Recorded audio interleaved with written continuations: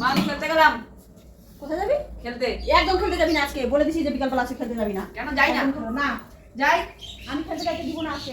না যাই যাই। সকাল থেকে পড়াশোনা নাই, আরে যাই না। চুলটা ঠিক মতো করে কাটতে বলছি, ছোট ছোট বলে চুলটাও কাটিস নাই। পড়াশোনা সকালবেলা মানে পড়াশোনা করতে বলছি তাও তুই করিস নাই। সব কাজ কিন্তু তোমার করি। হ্যাঁ কেন খেলতে যাইতে দিব কিসের জন্য? আমি খবরদার খেলতে যাই না। ওই শুভ তুই চলে যা, ও খেলতে যাবে না আজকে। না না আজকে খেলতে যাবো। আরেকজন ডাক্তার আসছিল। কে? তো যাও, আমি হচ্ছে না করে দিছি। কেন?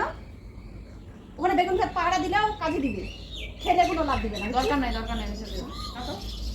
খেলতে যাই দিবি না। যে আজকে ওর সঙ্গে খেলতে মানে খেলতে নিয়ে যাবে না তাকে শুধু পিটাবো, আমি যদি বলে দিলাম।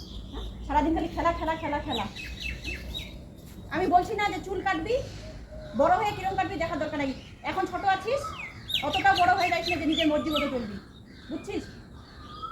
আমি যেরকম করে চুল কাটতে পারবো সেরকম করে কাটবি। যখন নিজের মতো চলবি তখন তুই কিভাবে চুল কাটবি সেটা আমার দেখা দরকার নাই।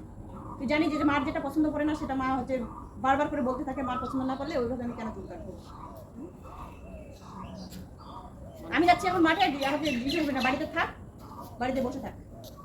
ওই পাশে গ্রিলটা বন্ধ করে দে, বাড়িতে বসে থাক।